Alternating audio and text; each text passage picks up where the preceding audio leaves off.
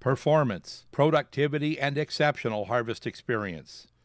GoHarvest. Get the most out of your S-Series combine today.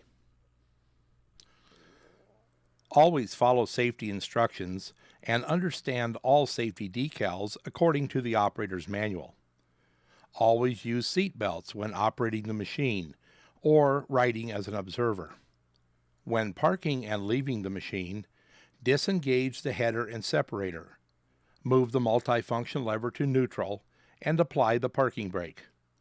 Shut off the machine, remove the key, and lock the cab. The following video will focus on procedures, inspections, and adjustments that can be effective in reducing crop loss from your combine. Determine pre-harvest losses.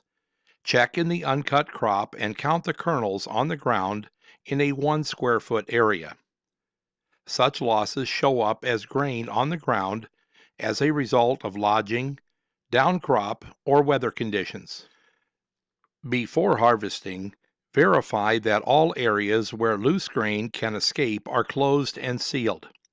Such areas include the feeder house inspection door, stone trap door, auger bed cleanout, grain tank cleanouts, clean grain and tailings elevator doors, and the separator covers.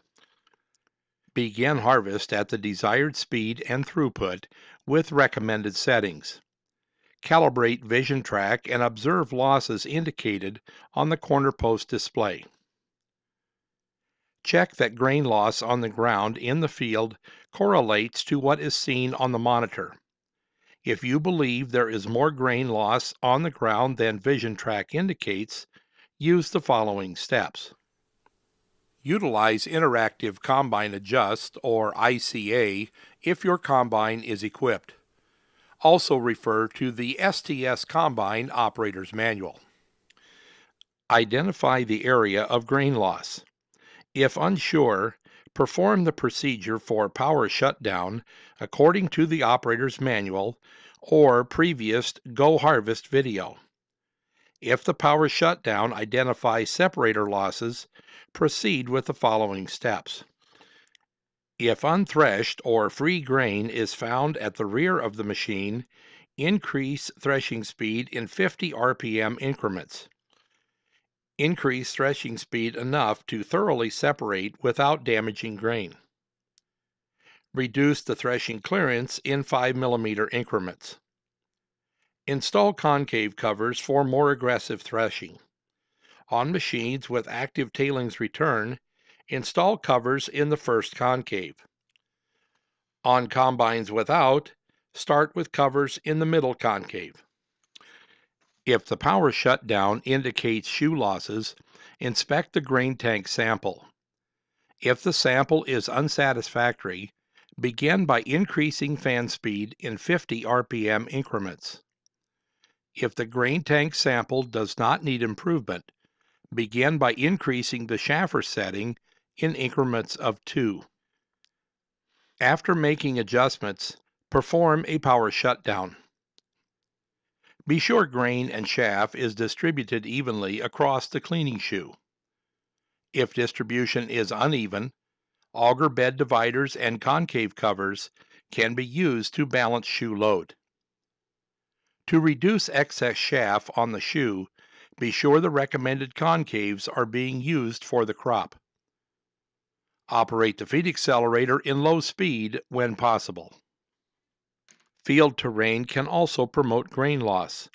If you're harvesting in sloped conditions and experiencing grain loss, consult your dealer about a side hill performance package.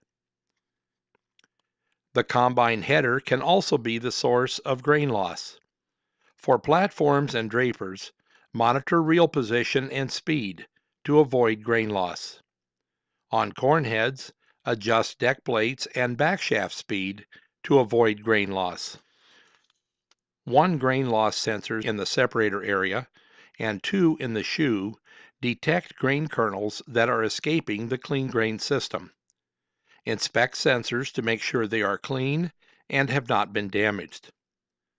The sensitivity of crop sensors can be adjusted by pressing the crop setup icon, which displays plus and minus buttons that increase or decrease the sensitivity of the sensors. Note that the display will refer to grain size on model year 2012 or 2013 combines. A table in the operator's manual can be used to set an initial grain size value.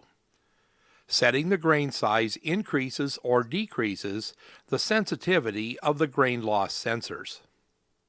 For more detailed information, consult the operator's manual.